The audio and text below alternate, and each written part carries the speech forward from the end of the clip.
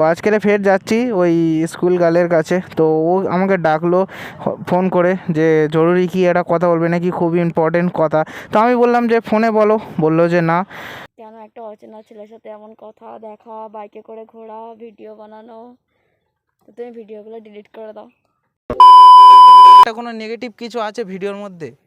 কত তো বোঝালাম, বলে ওরা যদি না বলছে আত্মীয় কোনো দেখা টাকা করবো না, কথা বলবো না।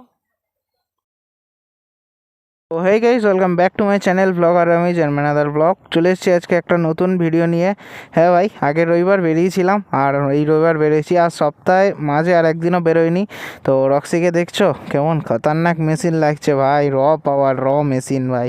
তোমরা আগের ভিডিওটা হয়তো যারা কম বেশি সবাই দেখেছো, মোটামুটি চ্যানেলে অ্যাভারেজ আগের থেকে একটু ভালো হয়েছে, মানে ভিডিওতে হালকা একটু ভিউজ আসছে।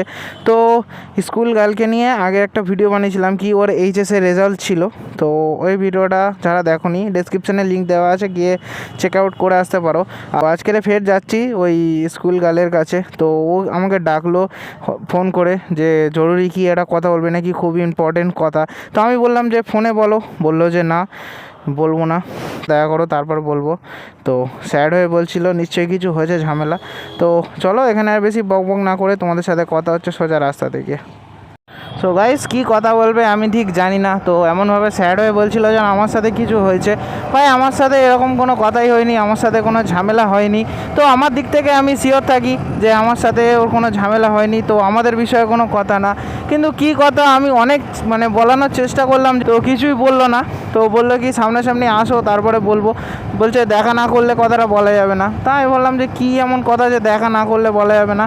বলছে হ্যাঁ ওরকম ইম্পর্টেন্ট কথা আছে যে দেখা না করলে বলা যাবে না।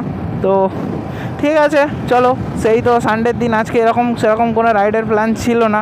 তো বললাম যে চলো ঠিক আছে তাহলে দেখা করে নেবো। তো তোমাদের সাথে আর রাস্তায় বেশি কথা বলছি না, ওর সাথে আগে দেখা করি, তারপর দেন তোমাদের সাথে কথা হচ্ছে। বলো কি বলবে বলছিলে, বলো, ডাকলে এত তাড়াহুড়ো করে।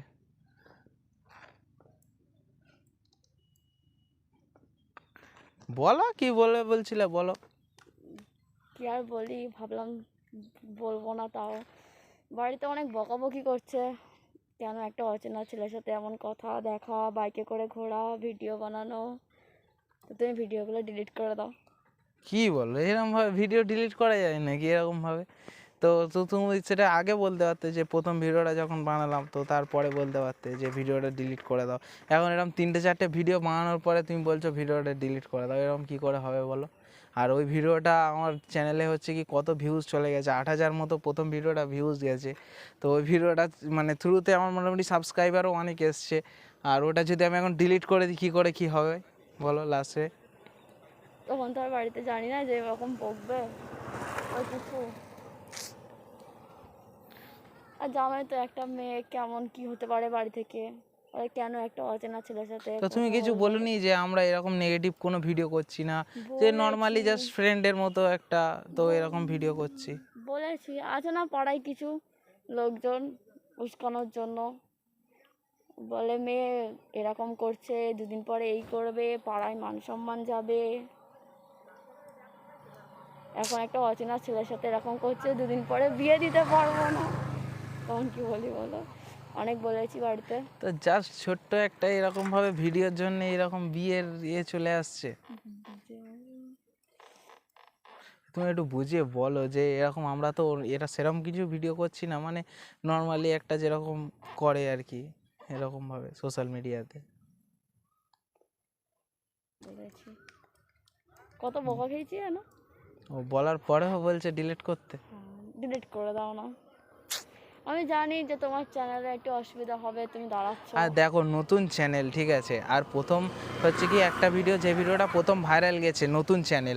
এবার ওই ভিডিওটা যদি আমি ডিলিট করে দিই, তাহলে তো আমার যত ওয়াচ টাইম এসছে সেগুলোও চলে যাবে, প্লাস ভিউজ নিয়ে আমি চিন্তা করছি না। নতুন চ্যানেল, এটা যদি একটু চ্যানেলটা দাঁড়িয়ে যেত তারপরে যদি হতো, এটা কোনো ফ্যাক্ট হতো না, আমি ভিডিওগুলো ডিলিট করে দিতাম। কিন্তু এরকমভাবে এসে যে ভিডিওগুলো যে করেছি, তুমি বলো না একটা কোনো নেগেটিভ কিছু আছে ভিডিওর মধ্যে? কত তো বোঝালাম, বলে ওরা যদি না বোঝে, আত্মীয় স্বজন পাড়ার লোকেরা যদি আরও কিছু বলে, তো কি বলবো আমি বলো।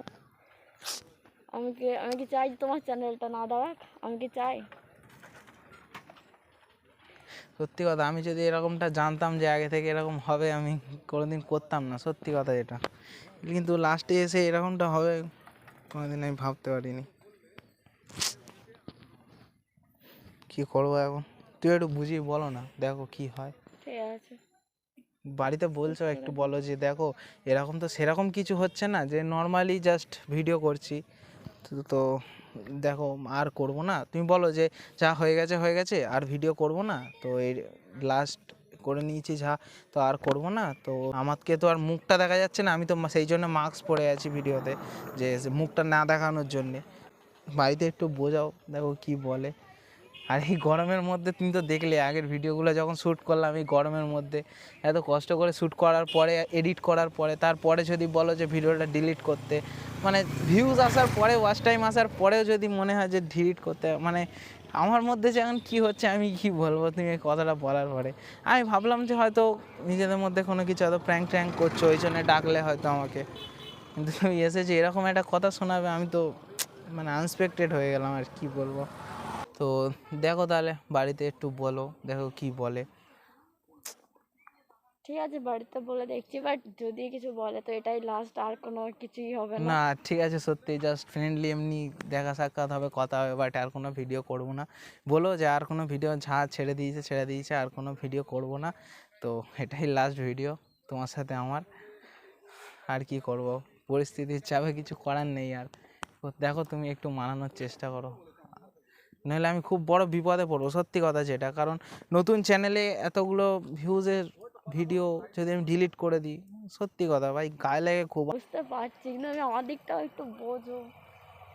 ঠিক আছে, আমি বাড়িতে গিয়ে বলছি, একটু রাজি করানোর চেষ্টা করছি, বলবো যে নতুন চ্যানেল থাক, ভিডিও কটা, আর কিছু করব না, কোনো দেখা টাকা করবো না, কথা বলবো না। ঠিক আছে, দেখো কি বলে, তো আমাকে জানিও তাহলে মেসেজ করে কি বলে। একটু ভালো করে বলো যাতে মেনে যায়, ভিডিওগুলো ডিলিট না করতে হয়। দেখি কতদূর কি হয়। ঠিক আছে, ঠিক আছে, ঠিক ঠিক আছে, আছে, বলবো। ঠিক আছে তাহলে চলো। সো গাইস, আর কিছু বলার নেই, অনেক কনভিন্স করলাম, অনেক কথা বললাম, এবার ও বাড়িতে গিয়ে কেমনভাবে বোঝাবে সেটা এবার ওর ব্যাপার। তো দেখি যতটা পারি চেষ্টা করবো ভিডিওগুলো ডিলিট না করার। তো বাড়িতে যাক, আগে গিয়ে বলুক, দেন আমি ওকে বললাম যে সেরকম যদি তোমার মা বাবা না মানে তাহলে আমি কথা বলবো। কী আর করা যাবে ভাই, পরিস্থিতির চাপে। দেখি যদি সেরকম হয় তাহলে তো ভিডিওটা ডিলিট করে দিতে হবে। আর এই ভিডিওটা বেশি বড় করব না, এটাই হয়তো ওর সাথে আমার লাস্ট ভিডিও। তো এই ভিডিওটা বড় করব না। ভিডিওটা তোমাদের যদি ভালো লাগে তাহলে লাইক, শেয়ার অ্যান্ড সাবস্ক্রাইব করে দিও। তোমাদের সাথে দেখা হচ্ছে নেক্সট ভিডিওতে। ততক্ষণের জন্য safe drive, save life and take care. Bye by.